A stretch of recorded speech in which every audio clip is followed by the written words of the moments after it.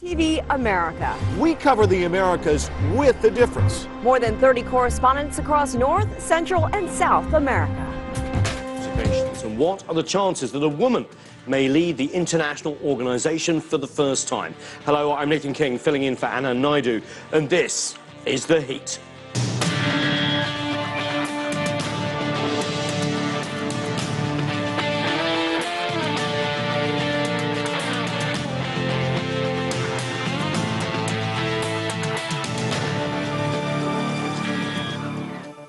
The race to succeed Ban Ki-moon as the next Secretary-General of the United Nations is now well underway. He steps down in December after serving 2 terms as the head of the global organization.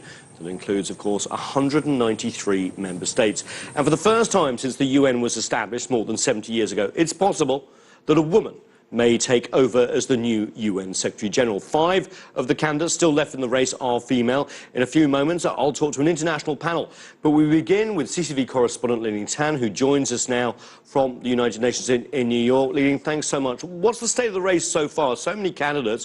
What can you tell us about some of the leading contenders to replace Ban Ki-moon?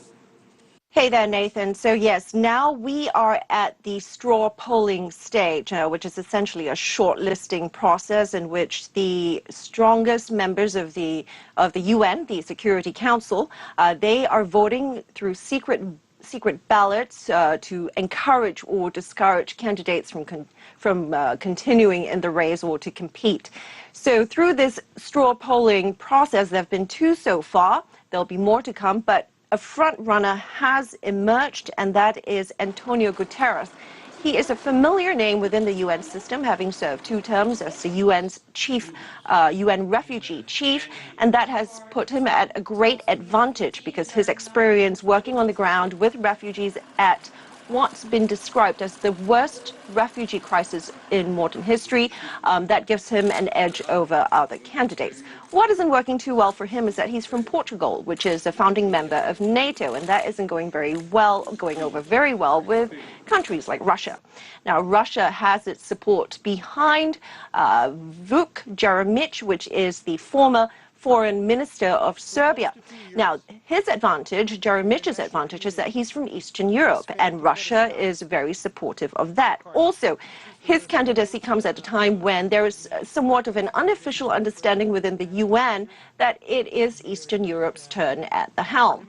Now, Jeremic is also not a fan of NATO, which makes him a fan of Russia. But U.S., not so for the U.S. The U.S. has its support behind Susana Melcora, who is the current foreign minister of Argentina, and her advantage is that she's a woman. There is a big push at the UN now for the first woman secretary general in UN history, so she has that going for her. Now, so these are the 3 names you want to pay attention to, Nathan. Antonio Guterres, Vuk Jeremic, and Susana Melcora. Now, this doesn't mean, however, that one of them will be the likely UN chief for the next term, because we still have a few months to go, and anything could change between now and December.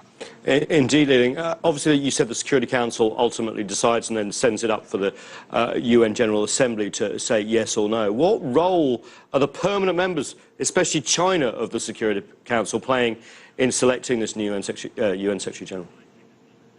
Well, they play the most important role here. They are essentially the kingmakers.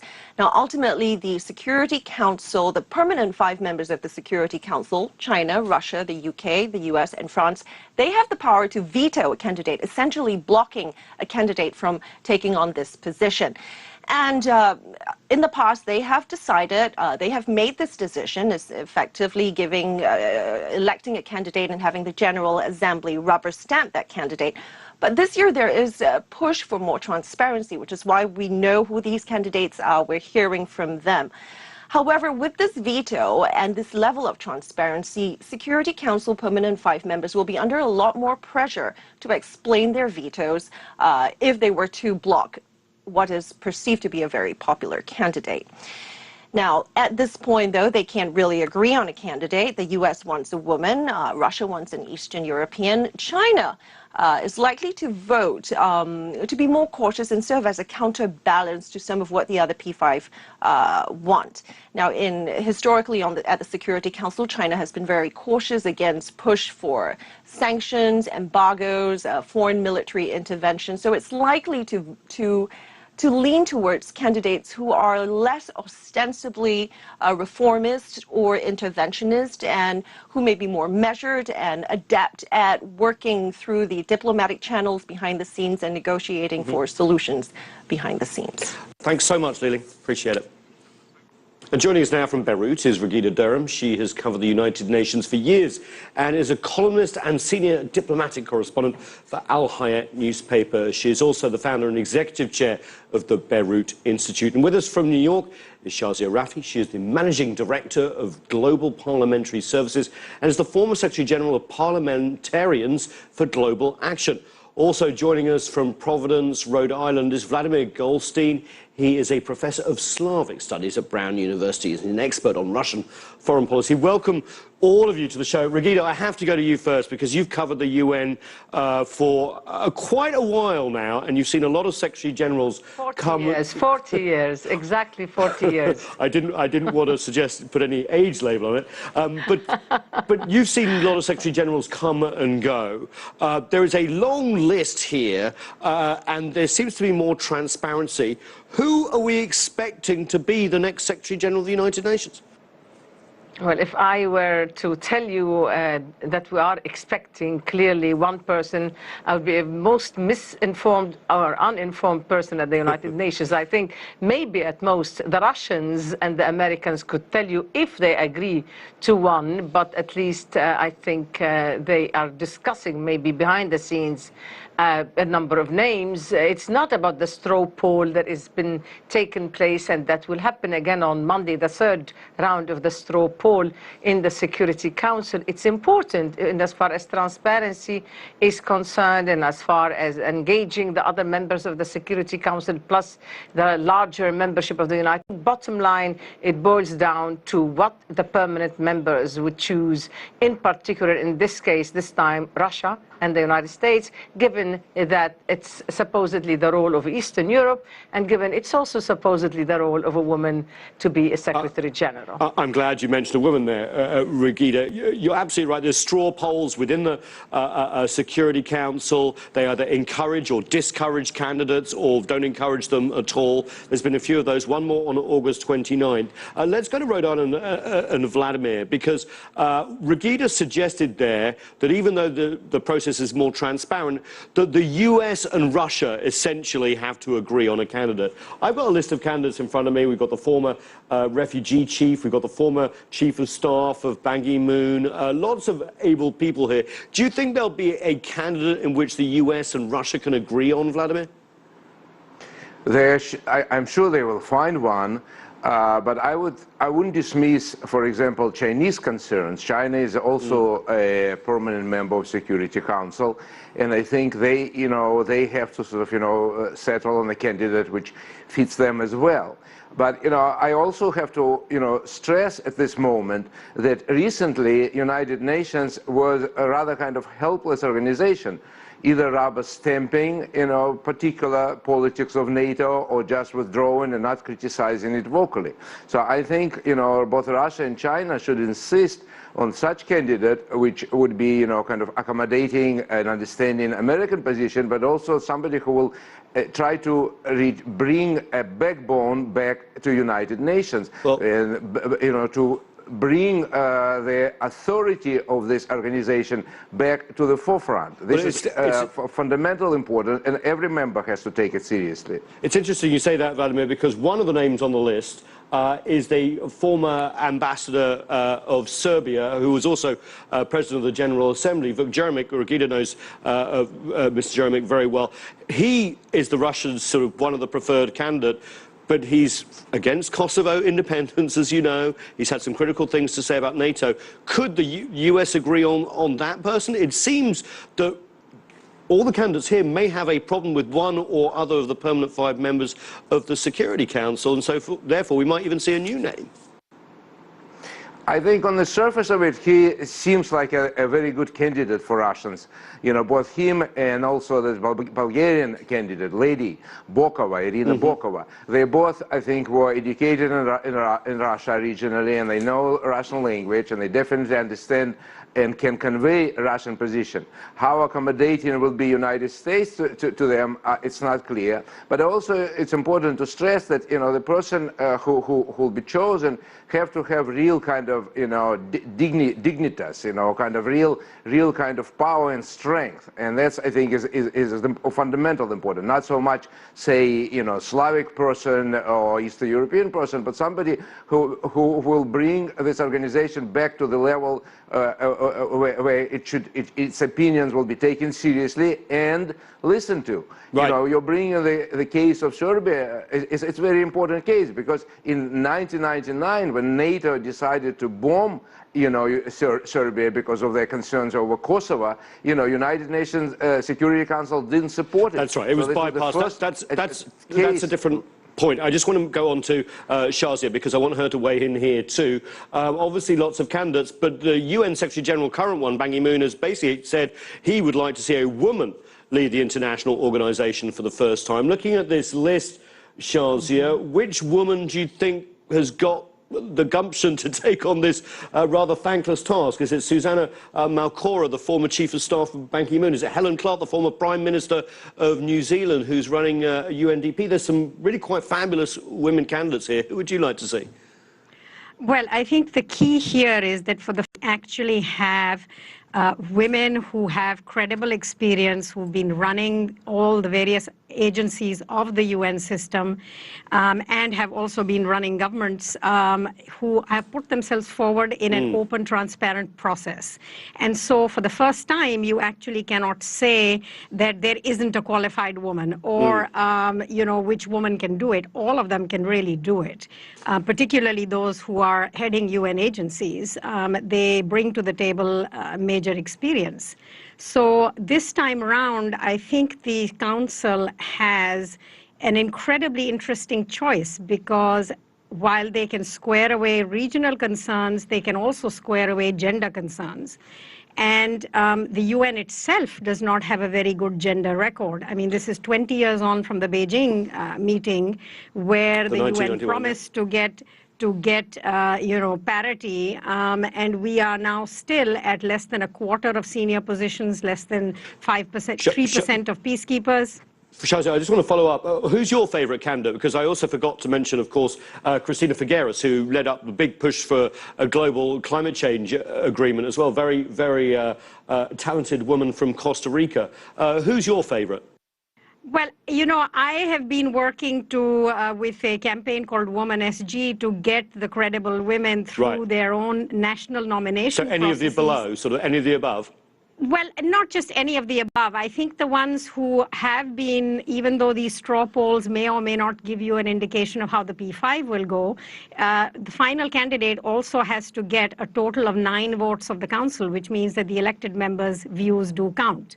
Right. So clearly at this point, from the two straw polls, it's Bokova and Malcora who are front runners among the women. The third one might bring up Helen Clark, might bring up Figueres, we don't know. Right. So I think the process will hone itself, but the key here is that there is a correction to the UN's own record that needs to be there. Also, the issues that these women have been working on are the issues for which the UN was created and which is the agenda of the next 15, 20 years of the UN, which are the Sustainable Development Goals. And in that is everything. In that is not only environment, in that is development, in that is human security, in that is building peaceful, inclusive societies. So these women bring that to the table. I actually don't want the UN to go back to the system of where only, sort of mopping up crises or putting out fires is its role. Interesting point. Rigida, I haven't asked you which women you think might succeed. I know that you spend a lot of your time outside the Security Council reading the tea leaves on these sort of things. Who do you think of the women listed has got a chance? Well, listen, I would, of course, I would like to see a woman heading this organization.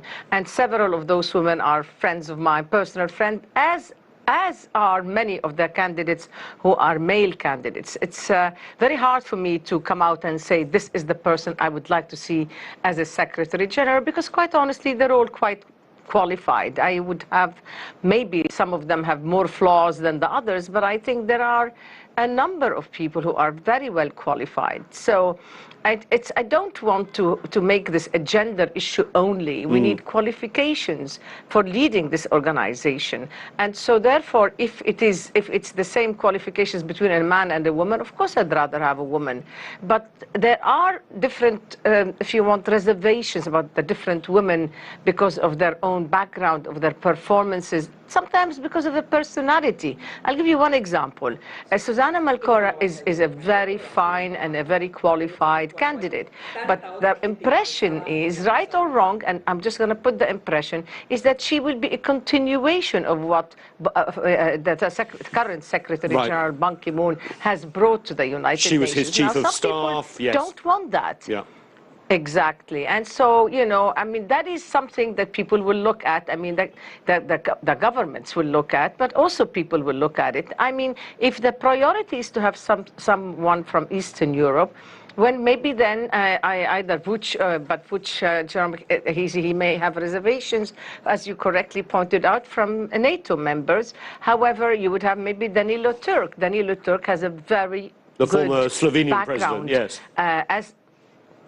Exactly, and he worked at the United Nations. He was an ambassador to the UN. I remember when Slovenia became a country, when he first arrived at the United Nations. He's a very able man. Now, if it's outside of the Eastern European bloc, you would have Antonio Guterres, who's being mentioned and who's been in the lead together with Danilo Turk more than once. Now, I'll bring somebody up that probably people don't think that he is in the lead, but he was in the first straw poll. His name came up, and that's Serijan Karim. He is someone, and I don't even know, he like Vuč together.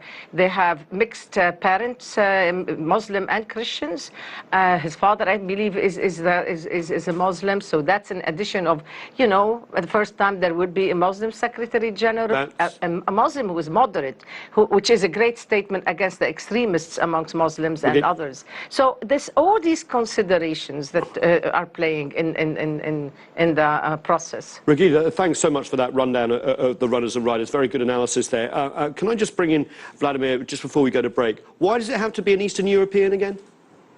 Well, I think it's like a traditional rotation, you know. Basically, they turn the globus and they move, and you know, now is a person from, say, Asia, now is a person from Western Europe, now is a person from Eastern Europe. It doesn't have to, but it's basically kind of a gentleman's agreement. That's what they do.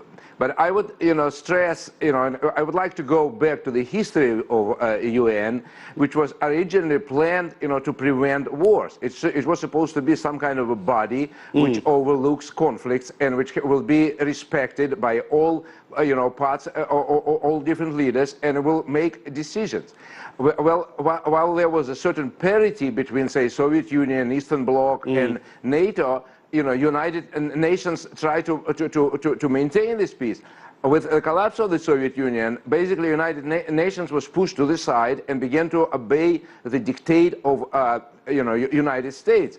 And now they can say that we are concerned with issues or other issues, but you know what is important to stress to the audience, that these issues will become irrelevant if there is like some major nuclear confrontation. So I think this is, you know, we have to solve that one first. And if the United States will continue to push Russia, then, you know, this is a serious issue for I understand the UN, China as well. The UN does not work in a vacuum and is a hostage to great power politics. And we'll talk more about where the new Secretary General and whether they have to be a Secretary or General or both after the break. We'll take a short break. Much more on the race to succeed Ban Ki-moon as UN Secretary General when we come back. Please stay with us here on The Heat.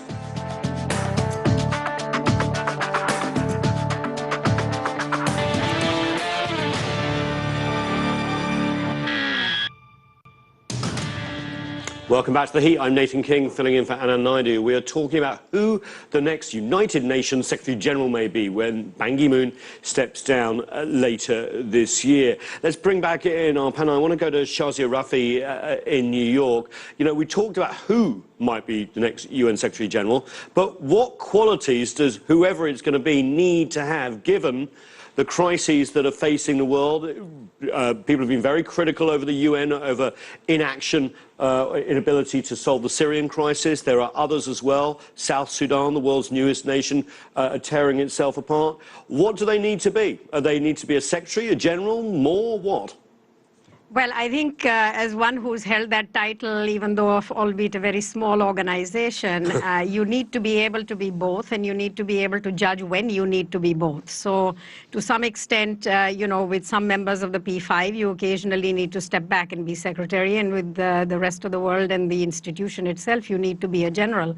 But I think women are, and I would definitely want to just come back to one point from the last round, which is that we are the UN is an institution where global treaties are negotiated. One of the most interesting treaties and conventions is the Convention on Elimination of Discrimination Against Women. The majority of the Security Council, including 4 of the P5, are ratifiers of that convention. So they have an obligation in their choices to ensure that their choices and their policies are meeting that convention. And even the United States, which hasn't signed and which hasn't ratified that convention, still has very strong national laws on affirmative action, which include gender. If you see President Obama's appointments to the Supreme Court, they reflect that. So one of the keys here is that we do know, and it's not a matter of if they are equally qualified. They are all equally qualified, the men and the women. And in this context, after, 20 years after Beijing, and China was the one that hosted Beijing, it is important for there to be a woman. And that also answers the question of what that Secretary General will do. We are looking for a world where there will be peace, where conflict will be prevented, where tolerance will be built, where diverse societies will be built, where accountability will be built. Right. And these are qualities that most of these women candidates will bring to the table. Certainly the men will too, but given that this is where we are at after 8 Secretary Generals who've been men who have not been able to prevent these crises and these conflicts, it's time to give the chance to a woman. Regina, what qualities does the new Secretary General need? Syria, very close to your heart. You're talking to us from Beirut, a burgeoning refugee crisis that shows no signs of ending, but also all other problems too. Look, I have a problem with the Secretary General who says that he is the servant of the Security Council. The point is that there has been a separation of powers, if you will, as far as the Constitution of the United Nations is concerned. That is to say that it's supposed to be parallel powers, not a servant of. Ban Ki-moon was not the first one to say, well, it's up to the Security Council and I follow. Before him, I think the word servant of the Security Council was used by Kofi Annan, and I'm sure others before him acted as such. The one who tried to challenge one member of the Security Council, Boutros Ghali, lasted for only one term. He never made it to the second term, and I think he was the only one who didn't make it to the second term. So it's a very big problem of the relationship between the Security Council and the Secretary General of the United Nations. Now, personally, I'd like a strong one. Personally, I'd like a leader to be in this difficult time, holding the process and directing and using his authorities, because the Secretary General has the authority, for example, to convene the Security Council should the Security Council refuse to convene on an important, very important matter. You're talking about Article 99. Manager is exactly. So what would the permanent members, the 5 permanent members of the Security Council, particularly the Russians and the Americans and the Chinese, want? Well, they would want a manager. They don't want someone who is a big leader who's going to challenge them and say, I am the Secretary General and I will take the higher moral authority to put on, to put forward should be put forward, whether it's regarding Syria or not. I'll just make quick, if you allow me, just a quick moment. And then to Vladimir, I said to the Secretary General Ban Ki-moon the other day, couple of years ago, I said to him, you have one legacy to make, one legacy to have, and that is ending impunity. That is the one legacy you could have. And he agreed then. But the point is that that is not going to be his legacy, because there is no ending of impunity. The tragedies that are taking place right now are tremendous. You know, they are a shame on the United Nations as a Security Council, as a Secretariat, as every, except maybe in some, organizations that are held in helping the refugees and etc. Vladimir, I want to go to you. Regina raised some interesting points in terms of who the Secretary General has to be. And she basically said that the great powers, US, Russia and others, including China, don't want a general or a secretary. They want essentially a manager. Is that something that you think is inevitable in this process? Well, nothing is inevitable. I was thinking about, say, it might be an interesting or strange comparison, but I was thinking about Vatican, very big organization, Catholic Church, and, behold to many powers, but yet we have currently a Pope which is very kind of modernizing and has a vision and is able to challenge this, 1,000-year-old institution. So things, we can get a very strong, assertive person. I agree with a previous speaker that it's somebody who has to stand up to Security Council with his vision, with his moral weight, moral authority, and more or less directed toward world peace. That's what a regional organization. And the world peace, of course, involves equality of all races, of all genders, and everything. But somebody who is not, so for me, what's important is somebody who knows the laws and respects them, somebody who is a good diplomat, and somebody with moral authority to sort of chart its way through the designs, and political agendas. Vladimir, that was a very good answer, I think, because it basically sets up what people are expecting. But I've traveled with both Secretary Generals. I used to cover the UN like Regina does, previous ones, Ban Ki-moon and Kofi Annan. And even though they were completely different men, I can tell you that behind the scenes, their frustrations were exactly the same about the system and the way global governance works. So I want to bring in Shazia here and say, is it not the Secretary General that's the problem, but the actual institution of the UN? Well, I mean, this is an institution which is an intergovernmental organization, which means member governments have to be persuaded. And often, since I worked on getting treaties agreed at the UN, they have to be persuaded by consensus, which is extremely difficult. We had to do that with the International Criminal Court Treaty as well as with the Arms Trade Treaty. But it is possible to do so if you have somebody who is strong on the power of persuasion. And I think that is what one is looking for, is that you want people with strong convictions who are going to be able to persuade others to join them on that path. And I think consensus building is one of the key skills that women bring to the table.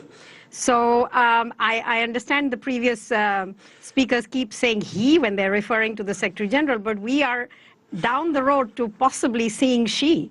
So I would respectfully request that each person, pay attention to that when they're talking about the job. Well, when it's she, we say that about potentially the US president as well at the moment, don't we? When it is she, Regina, what sort of qualities do you think they need, and what do you think they, and this is the last word, and what do you think they need to do to reshape the UN to make it more relevant?